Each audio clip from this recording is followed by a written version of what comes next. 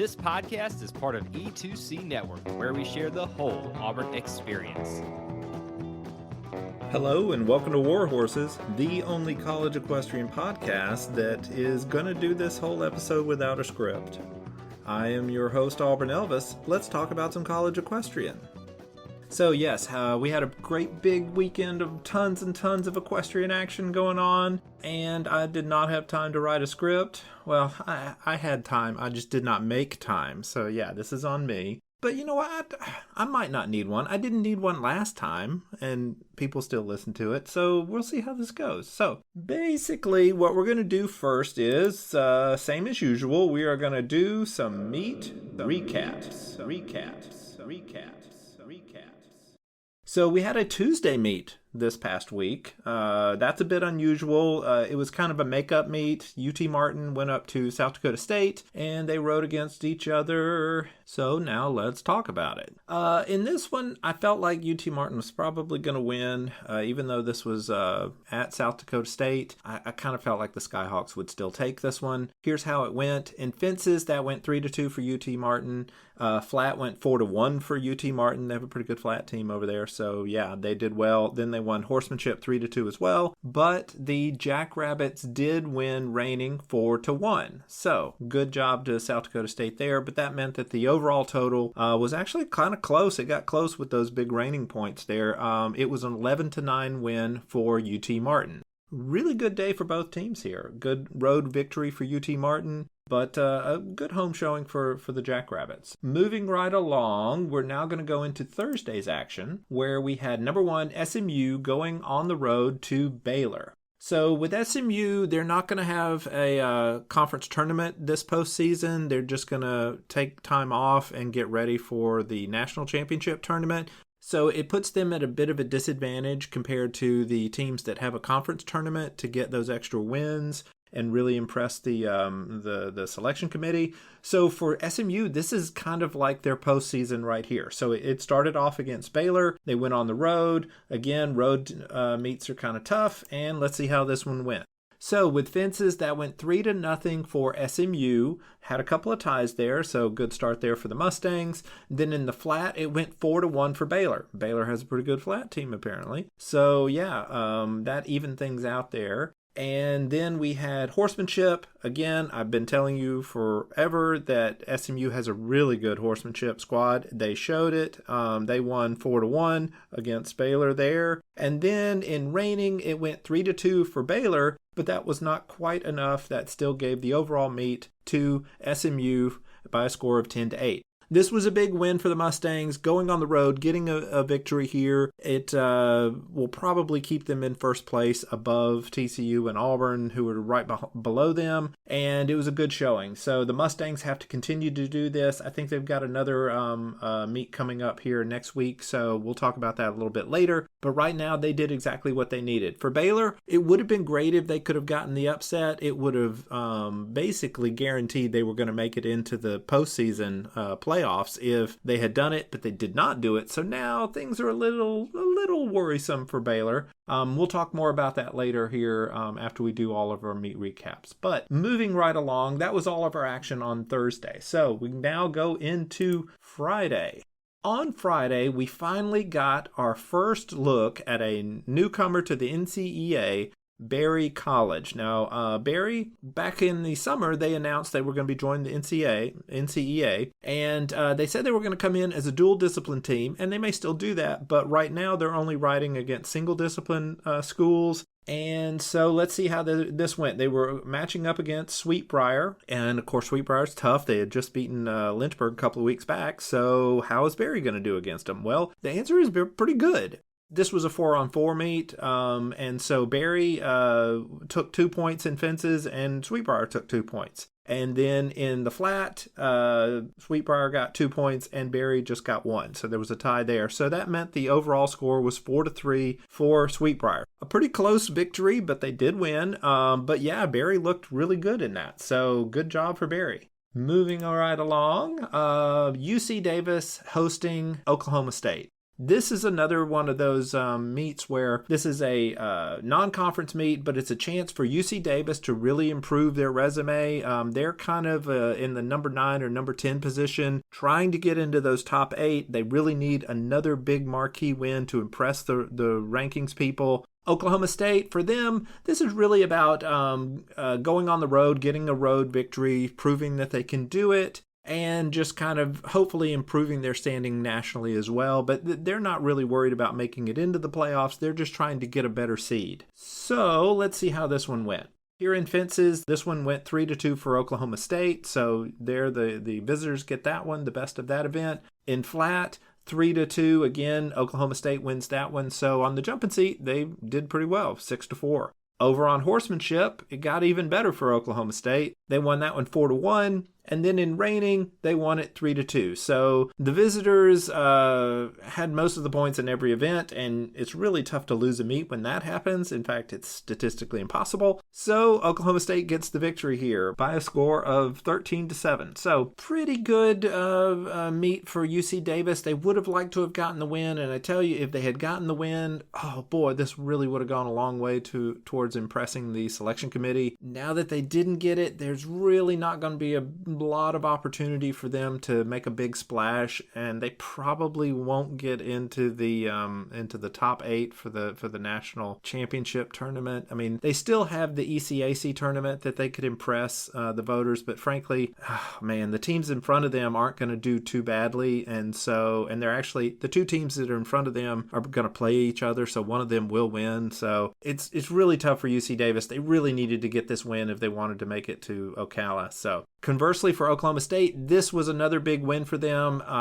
It impresses the voters. It shows that, hey, they can go on the road against a tough opponent and get a win. And yeah, good job, Cowgirls. This is exactly what you needed to do. Moving right along, we now have a big SEC meet. I was actually at this one. This was South Carolina at Auburn. This one was nice, and I actually wrote a nice little Sports Illustrated article about this one. It was senior day. In fact, yeah, you've got lots of senior days going on this time of year at the various places. Same going on over at Auburn. It was really cool to see that happen. With this one, you kind of felt like Auburn was going to match up really well against South Carolina, especially being at home. Auburn, I don't know if you're aware of this, has a very long home winning streak going on right now. It's up to 30 meets. This would have been 31 if they could get the win here. Let's see how the day went for Auburn. I think things got started off in the flat, and Auburn won that 4-1. So really good start. Also, reining was going on over in the Western ring, and Auburn won that 3-2. This is actually the best matchup that South Carolina had against Auburn, was the way the draw went in reignings, and they got 2 points. So you can tell this is going to be a big day for Auburn. Pretty one-sided at the half. Things got even more one-sided in the second half. With fences, Auburn won that 4-0, and then in horsemanship, Auburn took that 3-1. The final score in this was 14-4. Big day for Auburn. They complete their conference season. They complete the entire season for them. Auburn's going to be number 1 in the seeds and in the conference tournament. They're going to face South Carolina, who will be number 4. So these two teams are going to turn right around and do it again. Only it will be at South Carolina. That'll make a little bit of a difference, give them a little bit of a bump. However, the horses won't be from either of these two teams. It'll be from Texas A&M and Georgia. So when they match up, it'll be kind of like a neutral site meet. And again, you would have to think Auburn would be favored in that, just having so much more talent. We'll see how that goes in a couple of weeks, but for right now, things are looking good for Auburn. They're number 2 nationally. This is exactly what they needed, was to, protect their home turf. The home winning streak is now 31, exactly what they needed. And for South Carolina, it would have been great to get the upset, but that's probably a little too much in this situation. What South Carolina really needs to focus on now is having a good showing in the conference tournament, because South Carolina is one of those teams that's kind of on the bubble. If they don't do really well here in the conference tournament season, they might get bumped out of the top 8. So it's going to be important for them to have a good showing in the tournament. So moving right along, we're going to jump over to Saturday now, and Berry College is now headed over to Lynchburg, and they're going to ride the same way they did against Sweetbriar, but now do it against the number 1 team, Lynchburg. Let's see how this went. Well, went really well for Berry. Again, in fences, it was 2-2, just like it had been the previous day, and in flat, instead of 3-1, this is now 2-2. So this ended up being a tie, and this was very close, but Lynchburg did end up winning it in the tiebreaker. They had 579 points, and Berry had 574. For you Alabama fans out there, 579 is larger than 574, so the win goes to Lynchburg. But this was, again, a really good showing for Berry. Coming out of nowhere, scoring these points, putting a scare into the top two teams. Berry's good, y'all. Now, it would be interesting to see how Berry would fare if this was a 5-on-5, because again, these smaller schools, you're not sure how deep they are, if their talent does really extend pretty far into that fifth rider spot. We don't know. We'll see, I guess, eventually how they do, because eventually they're going to ride 5-on-5 against somebody. This was a good showing, at least in 4-on-4. But for Lynchburg, they got the win. That's the important thing. They're probably going to stay number one. But Berry College, I don't know if they're eligible for the postseason in the single discipline this year. I kind of think they aren't. I don't think they've ridden enough meets or will have ridden enough meets by the time we get around to April. But who knows? Maybe they're in the conference tournament and that will count. But I don't know. Anyway, if they are, they're going to be a force to be reckoned with. If they're not, well, that's going to be a sigh of relief for everybody else. But just, spoiler alert, Berry is good. Moving right along, we're going to now talk about, Baylor at TCU. So, when this was at Baylor in the fall, Baylor pulled the upset and beat TCU. Will that happen again? Well, it's at TCU, and again, being at home is a lot easier than being on the road, especially this season. It just seems to really be a big advantage. Let's see how things went. Fences went 3-1 for TCU. Flat went 3-2 for Baylor. Okay, so pretty close there.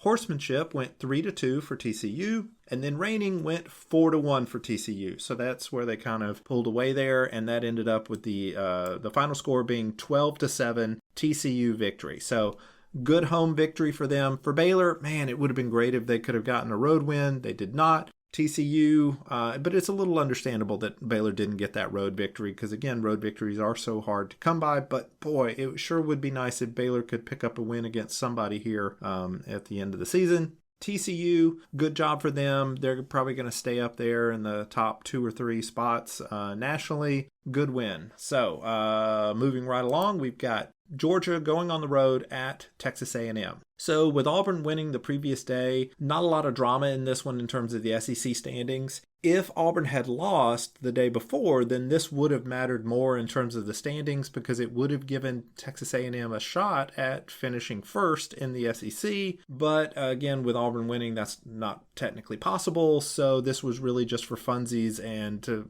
bragging rights, because just like Auburn and South Carolina are going to turn right around in the tournament and face one another, these two teams are going to do the same thing no matter what happens here on this Saturday. But I'll go ahead and tell you what happened because I'm sure you are anxious to know. In fences, that went 4-1 for Texas A&M. Now, that's a bit of a surprise because I've been giving Georgia's fences team a lot of credit this year, and boy, they did not show up on Saturday. On the flat, though, that one went 5-0. So their flat team just completely swept. So really good showing for Georgia's flat team. In horsemanship, that went 4-1 for Texas A&M, and then in reining, that also went 4-1 for Texas A&M. Again, that was the difference maker there, and that ended up making the final score a 12-8 victory for the Aggies. Good home win for Texas A&M. For Georgia, it would have been nice if they had gotten that win on the road. It would have maybe helped their standings nationally. But as far as the conference standing go, this was a good road meet for them. They didn't get the win, but they showed that, they can get some points when they need to. And maybe they'll be able to improve this and do a little bit better when they face on a neutral field here in later on in the month in the SEC tournament. That's kind of where we are there. Our next meet to talk about is Bridgewater going up against Berry College. So when they were both in Lynchburg, Bridgewater squared off against Berry College, and here's how this one went. So Bridgewater, in fences, Bridgewater won 3-1, and in flat, Berry won 3-1, so that ended up being a 4-4 tie. Again, we go to a tiebreaker, and the totals here, Bridgewater ends up winning it with 551 points, and Berry College had 523. Again,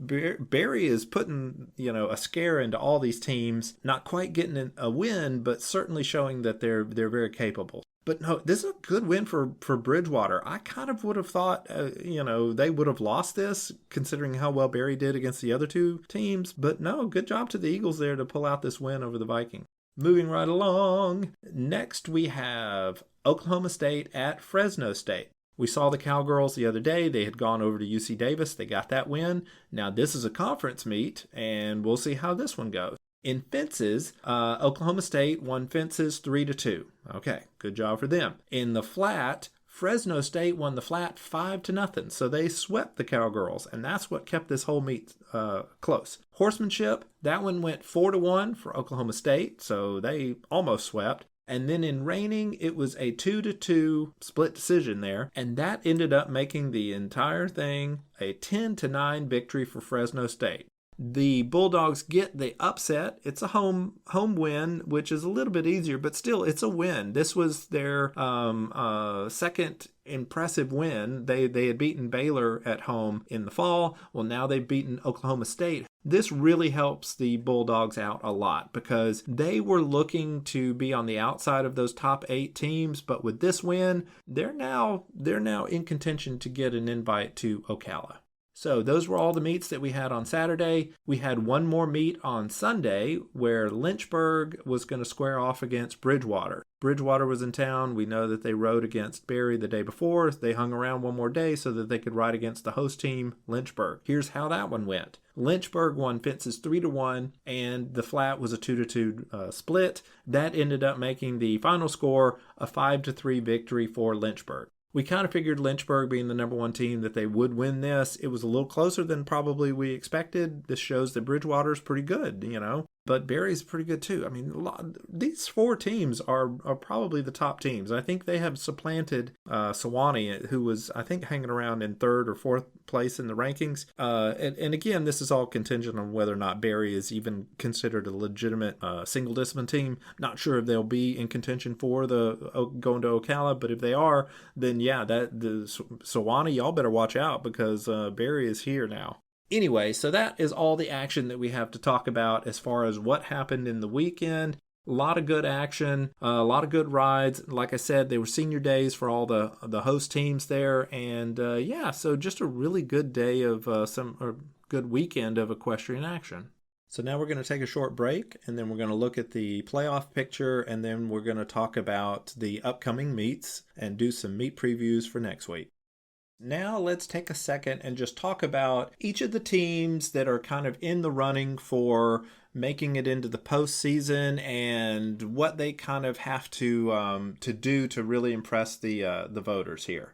At the top of the heap, we have SMU. They are still number 1. Like I said, they're not going to have a conference tournament, so they've got one more meet coming up where they're going to host Texas A&M. If they can get that win, they'll probably stay in the number 1 position, no matter what happens over in the SEC or Big 12 tournaments. If they don't get that win, then that really opens the door for either Auburn or TCU to jump over them for that top spot. The next two teams are Auburn and TCU. Auburn is number 2 right now. They've won the regular season for the SEC. They're going to be the number 1 seed and head into that tournament. They will probably get that opening round win against South Carolina, and then they'll face the winner of Texas A&M and Georgia. If Auburn can then win that, they'll have another SEC tournament or another SEC title, and I think it'll be their 5th in a row, which is pretty amazing. And maybe that's impressive enough that it could put them over SMU in the national rankings. We'll see. TCU,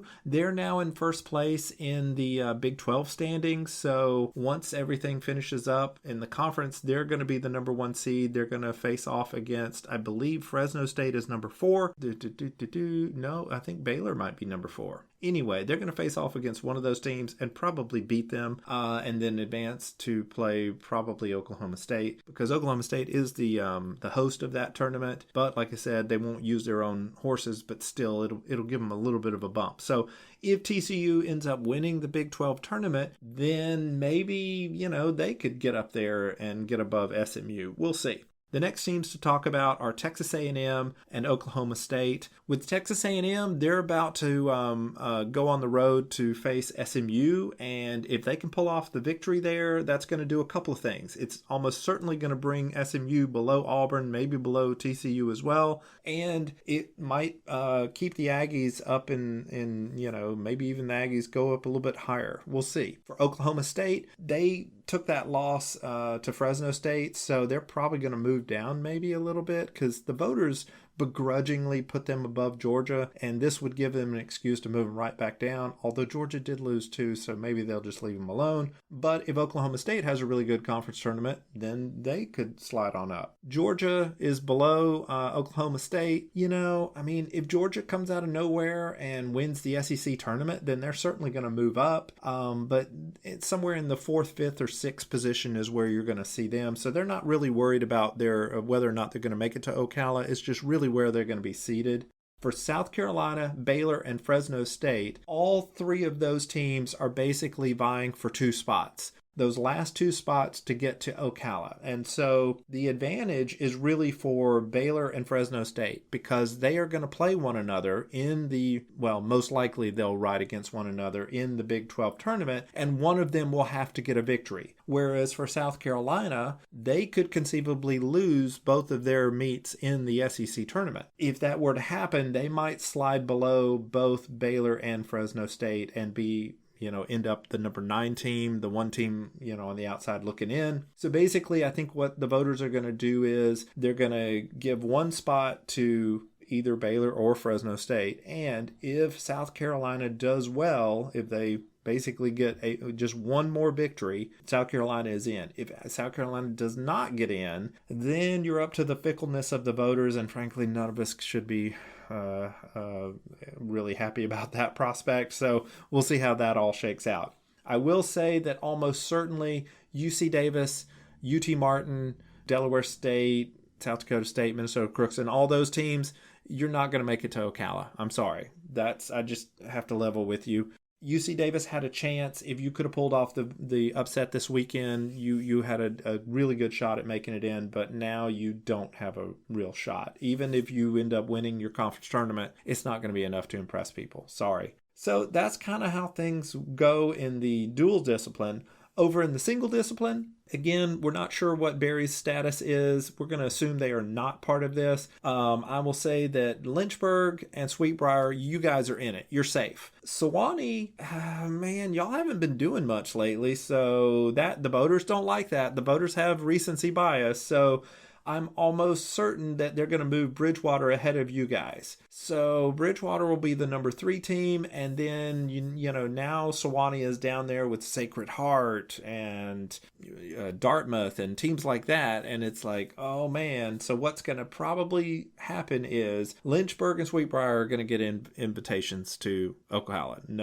No doubt about that. Bridgewater is probably going to get one, but what the voters are going to do is they're probably going to wait and just let the conference tournament sort it all out for them. And right now, it looks like Bridgewater would get one, and then either Sewanee or Sacred Heart or Dartmouth, whoever gets just one win in the conference tournament season, that's probably going to be your 4th team. So that's kind of how everything looks as we do our look ahead towards the postseason. Okay, now let's talk about our meet preview. So we only have a couple of meets coming up. We've got one more week before we get into the postseason. So the first meet to talk about is Bridgewater College at UT Martin. This will be a single discipline only meet. The Eagles are going to be riding against the Skyhawks. Bridgewater did pretty well this weekend. I don't think they're going to have enough firepower to get the majority of points away from the Skyhawks. I think UT Martin is going to win this one. We've seen UT Martin do pretty well in the jumping seat events against most of the teams they face, so I think they'll go ahead and get that win on Friday. Then on Saturday, we've got Lynchburg going over to Oklahoma State. Again, similar situation, where you've got the number 1 single discipline team going up against the number 1 reigning national champs of the dual discipline side. and this will be single discipline only. Again, Lynchburg is good, but they're probably not going to get more than a couple of points away from Oklahoma State. I think the Cowgirls are going to win this one. Then our big meat of the week is Texas A&M going on the road to SMU. We've talked about this one some. What this is going to do is, this is actually way more important to SMU than it is to Texas A&M. I mean, it would be nice if Texas A&M did get the road victory, but SMU has to get the win here if they want to stay in the top 3, really, nationally. If they were to lose this one here, boy, that would be rough. But it's at home. We've seen how that gives you a big advantage, particularly this year. And I think the Mustangs are going to pull out the victory. It'll probably be a little close, but I think they're going to get this. It'll be senior day for them. I think they're all going to be fired up. I think SMU gets the win and then maintains the number 1 spot for now. But again, like we said, if Auburn or TCU or maybe Oklahoma State, although pretty much Auburn or TCU, if they have really good conference tournaments, SMU still might get bumped down. We'll see. But those are our 3 meet previews for this week, and those are the last meets of the regular season. So once that's done, then, we move into the postseason. We start talking about conference tournament. We'll give you more information on that when we get, closer and we're sort of locked in on who all is seated where, particularly over in the ECAC. But for right now, this has been a good regular season.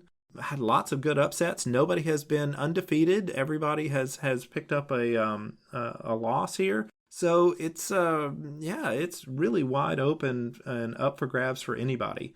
Oh, one thing I want to talk about here. I've been following along a lot of these meets as they happen, and I've started to notice some of the peculiarities of the different ways that different schools will do their online score sheets. And I gotta say that whoever is in charge of doing your online score sheet over at UC Davis, you are wonderful. I don't know who you are, anonymous online score sheet manager, but you are just a dream. And the reason I say that is because unlike every other school in the league, you format the online score sheet with the home team on the right-hand side, which is the correct formatting for U.S. broadcasting standards.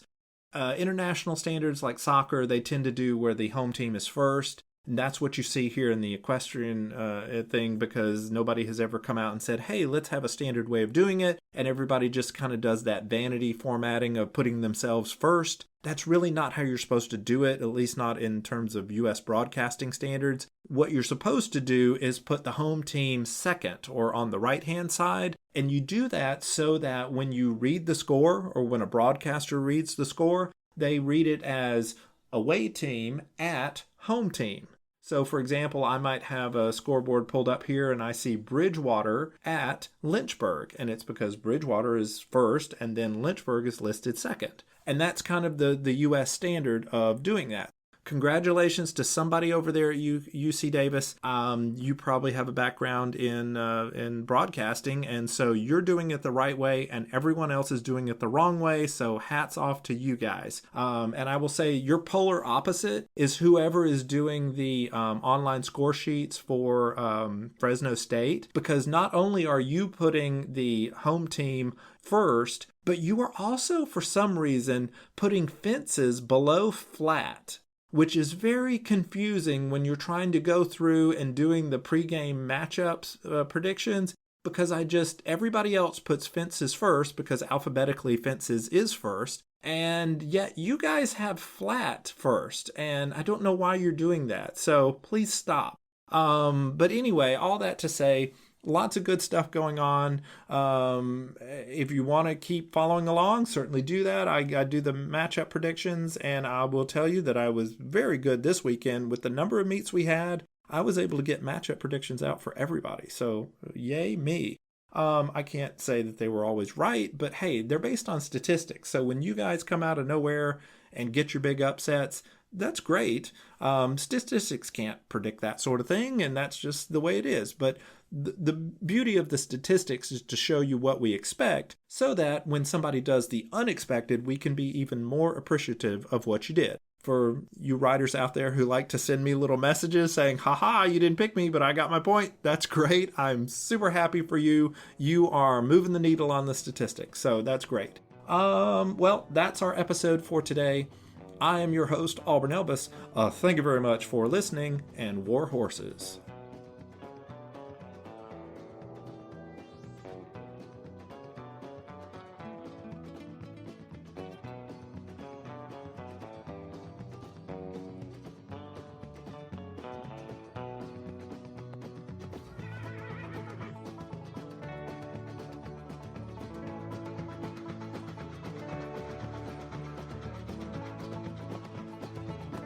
Thank you for tuning in to today's episode on the E2C Network. On your way out, I want to remind you to stop by e2cnetwork.com. It's your one-stop shop for all our content across our podcast, YouTube channel, and much more. To stay up to date with us, make sure you're following social media accounts such as Facebook, Twitter, and Instagram. While our content here may always be Auburn sports heavy, if it's orange and blue, it's what we do.